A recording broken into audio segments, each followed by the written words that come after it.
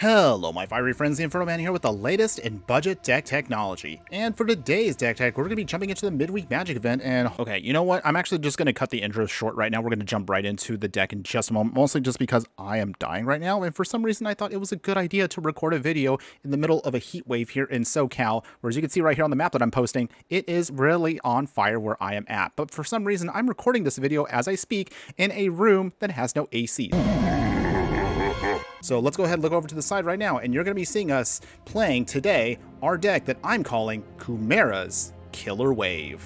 But before we continue, if you do like any of the content that I do, please like, follow, and subscribe wherever you watch the content so you don't miss out on any of the gameplay, booster pack openings, deck decks, and so much more. But as always, veterans of the channel know we have to cover the stats of the deck first. So we're obviously going to be playing in Simic colors since we are Merfolk Tribal basically. We're going to be playing in blue and green colors with the average mana curve of about 2.2, which is pretty good actually for a 100 card deck. We're going to be looking at about 32 creatures. We're going to be looking at 16 instants, 7 sorceries, 4 artifacts, 5 enchantments, and 35 lands to round out our package. We're definitely going to be playing with some Merfolk today, and we're going to do what Merfolk does best. We're going to amass a critical amount of them, utilize our commander, and then ride that wave to victory. No! And to do that, let's go ahead and now talk about our actual commander in the deck. This is Kumena, Tyrant of Oraska. This is a 3-mana legendary Merfolk Shaman that's a 2/4. You first can tap an untapped Merfolk you control, and the Tyrant cannot be blocked this turn. You can also tap 3 Merfolk and draw a card, or tap 5 Merfolk and then put a +1/+1 counter on each Merfolk you control. So with this as our commander, we basically have 2 main strategies for the deck. Now, if you played Merfolk in the past, this of course should be no surprise as to how we're going to get to victory. Basically, just assert a critical mass of Merfolk by just casting them all out on curve. We're then just going to hopefully ride that wave out and just overwhelm our opponent and wash away the competition. Hope you guys like those little puns I made. Boo! You stink! In any case, let's talk about, of course, all the creatures first. We'll go over the sorceries and instants, some of our light options for artifacts and enchantments, and of course the land base. Starting, of course, in the 1-drop slots and 2-drop slots, we're going to have Merfolk Windrobber. It's a flying creature, deals some combat damage, mills our opponent. Mistcloak Herald here cannot be blocked. Shoreline Scout can then fix our mana by exiling something to get us a tropical island. I know I don't really like alchemy cards, but of course we just need all the help we can get from Merfolk. Jade Bearer can put a +1/+1 counter on things. Chimera Speaker gets a pump if we have another Merfolk out. Augur Bolus can help dig for any one of our instants or sorceries. Brimebone Cutthroat has flash and can pump itself up if we cast things on our opponent's turn. Looter here basically just loots by drawing and discarding. The River Sneak also can't be blocked, and as long as we keep casting more Merfolk, it gets bigger. Silvergill Adept, if we reveal something, basically draws this card. We have Voldrin Arcanist, and we also have the Tide Turner. Both of these do the same thing. They basically just help us cast our instants and sorceries for a little bit faster. Voldrin Hexcatcher right here just pumps up our creatures. It's a lord. Master of the Pearl Trident here also is a lord, and also it gives us Island Walk, which is extremely powerful. Merfolk Trickster is a tempo play here that turns one of our creatures' abilities off. Deeproot Elite can add some more +1/+1 counters on Merfolk we control. The Branch Walker helps explore. Mistbinder is another lord. Skydiver here has flying and also can put counters on stuff, and it has proliferate. Merfolk Reachery in the 3-drop dot is where things get more interesting. We can then tap an untapped permanence, which becomes extremely powerful if we have the Reachery out on the field, and as we keep getting more Merfolk, it gets even better and better. Kopala, Warden of Waves, gives all of our creatures pseudo ward with 2. Seleno of Sea and Sky here also allows us to give more protection to our Merfolk and also can help us draw some cards. Jungleborn Pioneer comes in with another Merfolk token. Tishana's Wayfinder, it helps explore. Vine Shaper Mystic here also puts another +1/+1 counter on some Merfolk. Swift Warden here provides us with a little bit of protection, giving one of our Merfolk Hexproof. We have Condrix Pledge Mage, as it gets also more +1/+1 counters whenever we cast instants and sorceries. Herald of Secret Streams here. Once we get all of our counters on our creatures, they can't be blocked, which becomes extremely powerful and a great way to finish the match. Same way also with Tempest Caller, we can also finish our match by tapping down all of our creatures when this enters the battlefield. Forerunner of the Heralds here allows us to then dig for a specific Merfolk we may need to hopefully cast Wit and hopefully close out the game. Umera Wizard here also is not only a Merfolk, but also it can be a land in a pinch. And even though we're not really a landfall style deck, Tatyova Benthic Druid here is also great because it can help us keep drawing cards and gain some life in the process.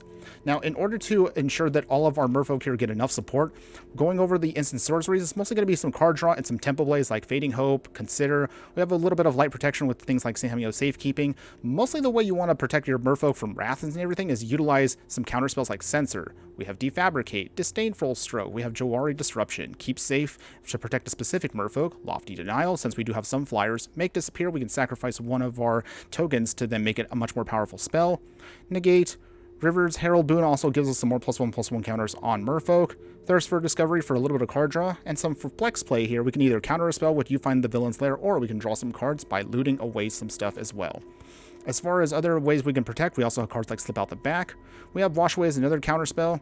And as far as ways we can ramp out our stuff so we can start casting things sooner, we have Thirsting Roots here, and it also has Proliferate, so it's great in the early game and the mid game.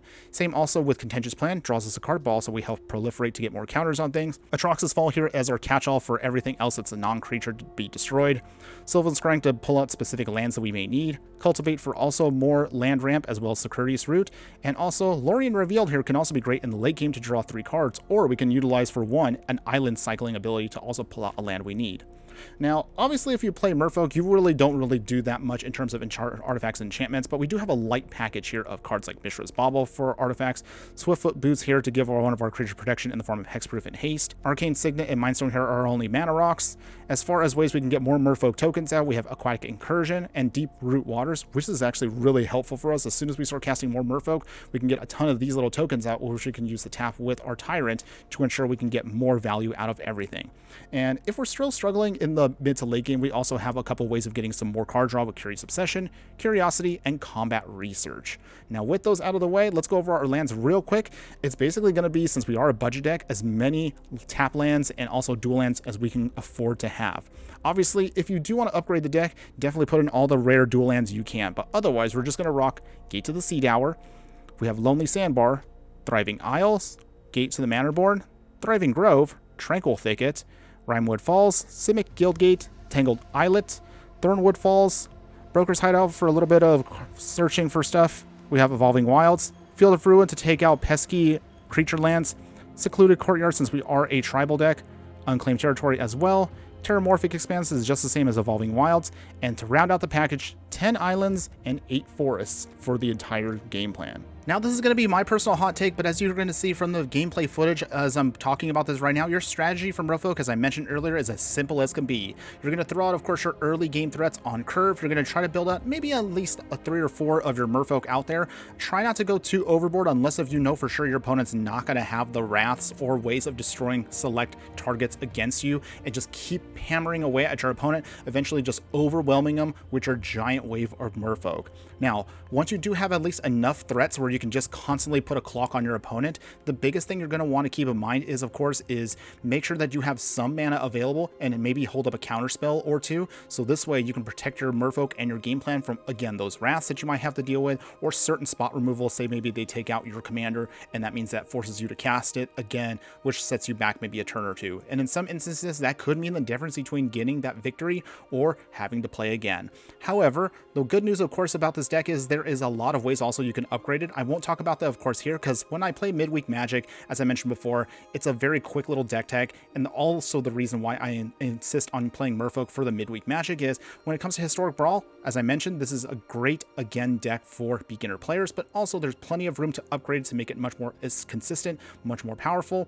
However, it's also very fast, because this way you can get through the event as quick as possible, get your wins in, get your dailies done, and then you can continue on with your day. Having said that, of course, that doesn't mean that Merfolk are weak in any way. Once you do get a critical mass, as I mentioned earlier, get some of your lords out and you will definitely overwhelm your opponent, and most likely they will have no answers to beat you with, because you have made such a big board state that even just having them forcefully hold up mana to either get some select spot removal or try to get that wrath out, if you counterspell it, that's basically lights out and game over for your opponent. So my only other final thoughts I'm going to say before we wrap up today's mini deck tech is, if you are a fan of tribes out there like Merfolk, it's a time-tested classic in Magic. If you are maybe a newer player out there, or maybe a player that has a little tight on time and you just want to get your wins as soon as possible, as I mentioned earlier, definitely Merfolk is going to be the way to go. As you see, again, not only do we have a great budget option for you, but it also, again, will have a lot of cool things that you can look towards and building up towards. Maybe if you are fascinated by the +1/+1 counter play game plan,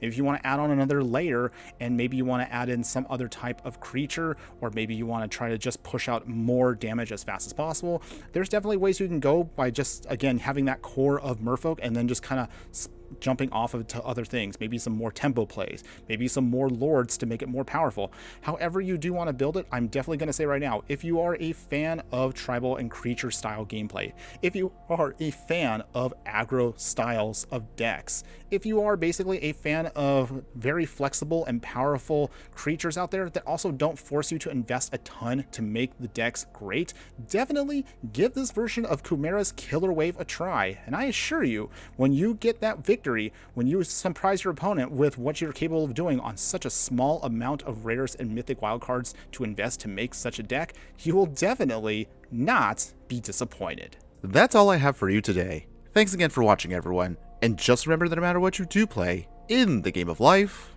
always be sure to burn bright. Later.